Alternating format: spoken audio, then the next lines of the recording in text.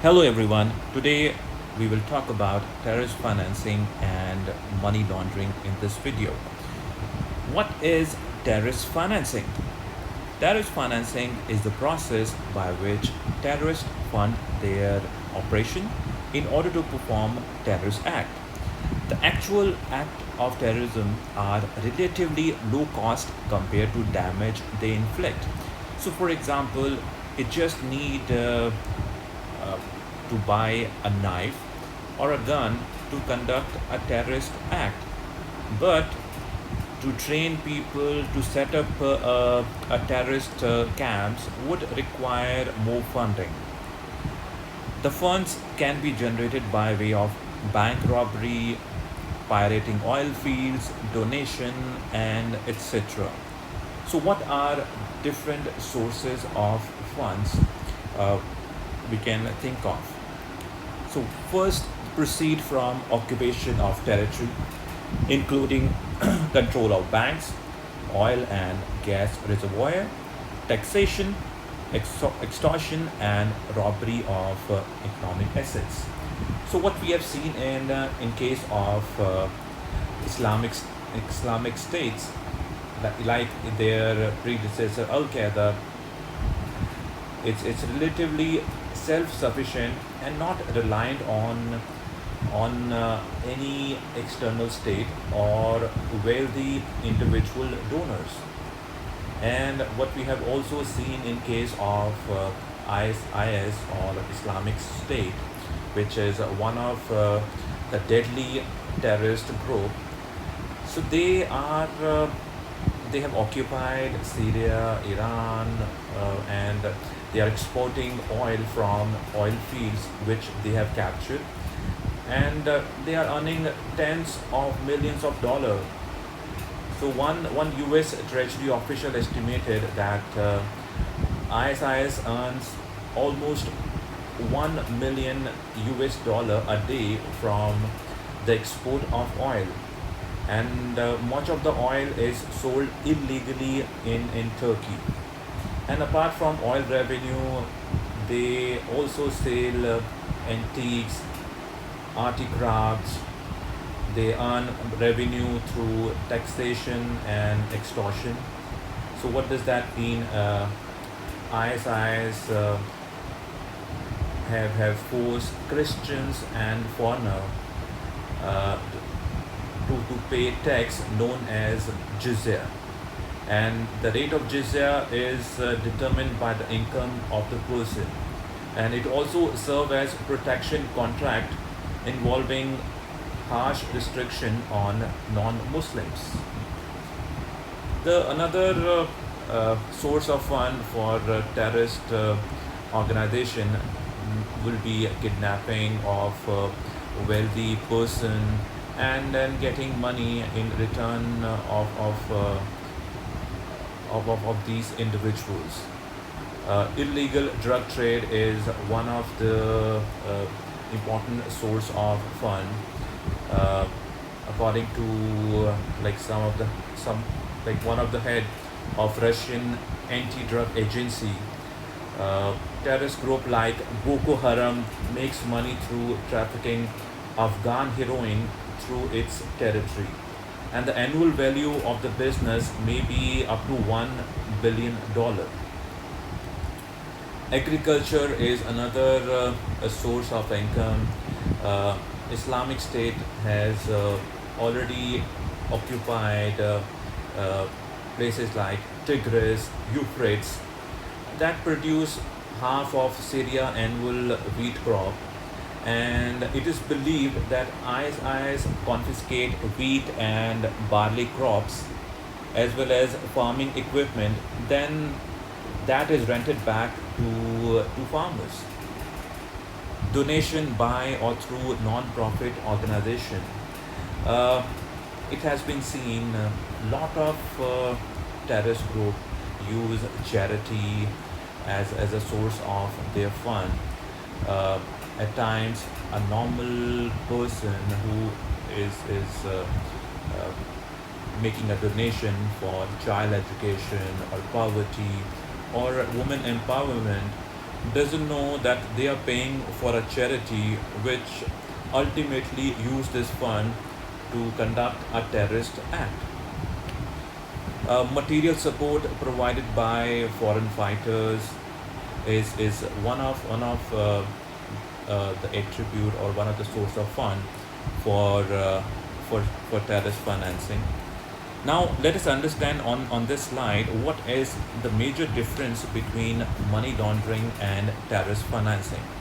So in case of money laundering, the motivation is profit seeking. Uh, it means like I am involved in drug trafficking and I have earned black money due to this crime. And then I bring that money into the system. I make a multiple transaction and just make the whole audit trail look very complex. And it would be difficult for investigator to identify and to identify the actual source of that income. And ultimately I can use this money for my personal use. But in case of terrorist financing, it is all ideological. So where I create a terrorist group and I may have a religious ideology and I would like to enforce that ideology on a section of people or a country or an area or a geography, right? And then what is the source of funding? In case of money laundering, the source of funding is always illegal source. These sources can be drug trafficking, human trafficking, sale of illegal arms, guns. It can be tax evasion. It can be uh, financial frauds, and a few other organized crimes. And in case of terrorist financing, source of funding can be illegal source. We have seen in the last slide what are the different sources, and then there can be a legitimate source where I'm a normal guy and I'm donating for some cause, and I don't even know that this money would be used for conducting a terrorist act.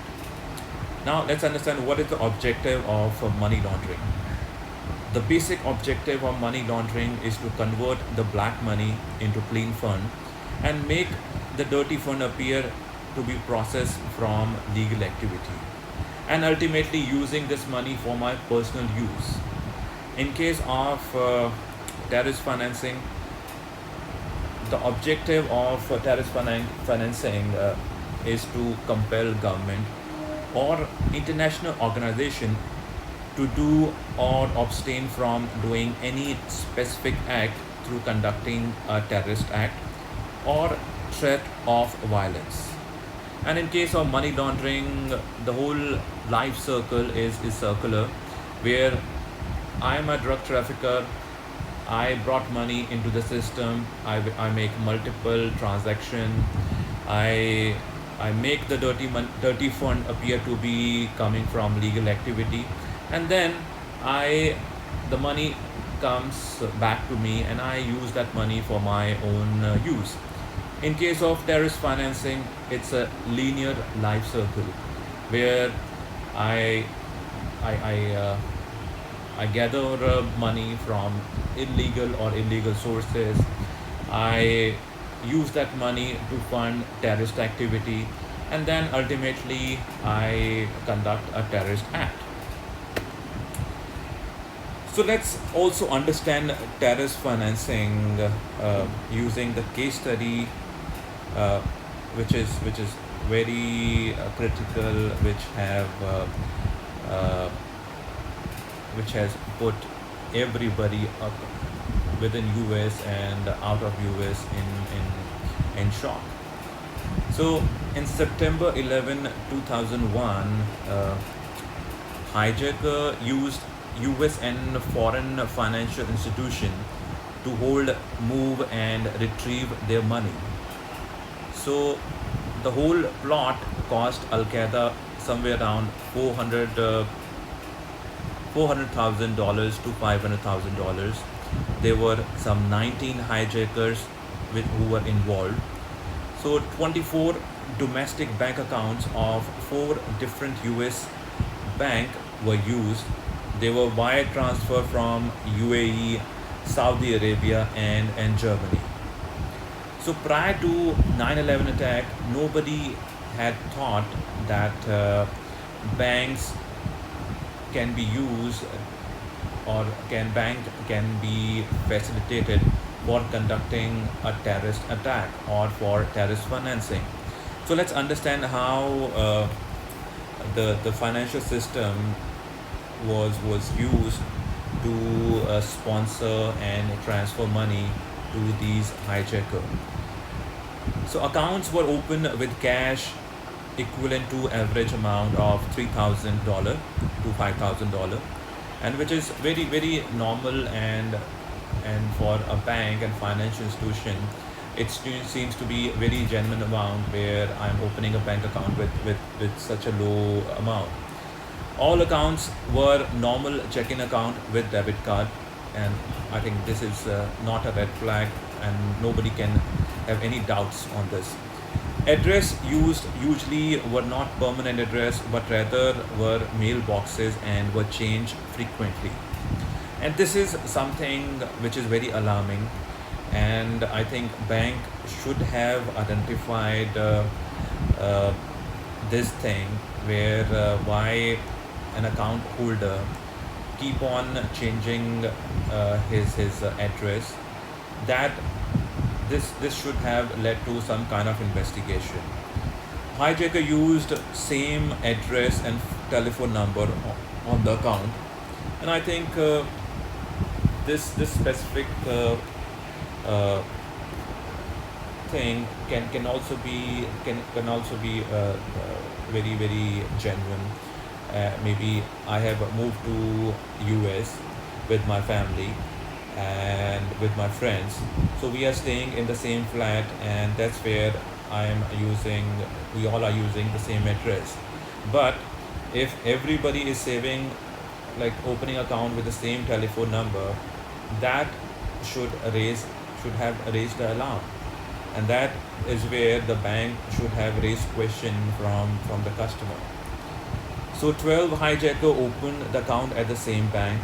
No saving account or safe deposit box were open. Same account directly receive sent wire transfer of small amount from two foreign countries such as UAE, Saudi Arabia, and Germany. The hijacker made numerous attempts to withdraw cash in excess of limit of their debit card. Numerous balance inquiries were made. After a deposit was made, withdrawal occurred immediately.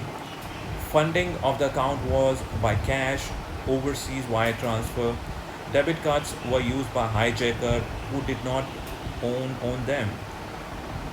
And and then three of the hijackers supplemented their financing by opening foreign checking account and a credit card account at banks located in UAE.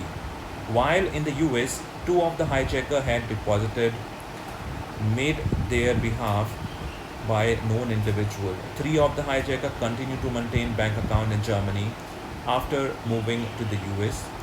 Two of the hijackers had credit card issued by a German bank and maintained those cards after moving to the US. One of the hijackers received substantial funding, though through wire transfer into his German bank account in 1998 and 1999 from an individual. So this is with this case study, we can easily understand how terrorist financer can use the vulnerability within the financial system to conduct a terrorist act, and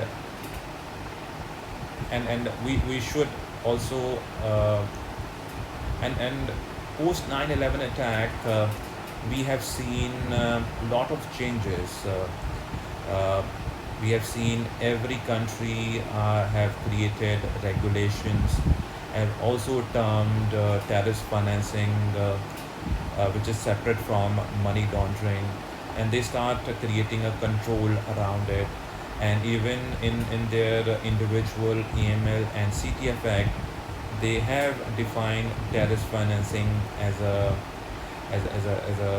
offense, and they have made it mandatory for their financial institution to have proper control, technology, tools, process in place to mitigate the risk of terrorist financing and money laundering. So with that in mind, that's end of this presentation. I hope you like my presentation. Thank you so much. You have a very nice day.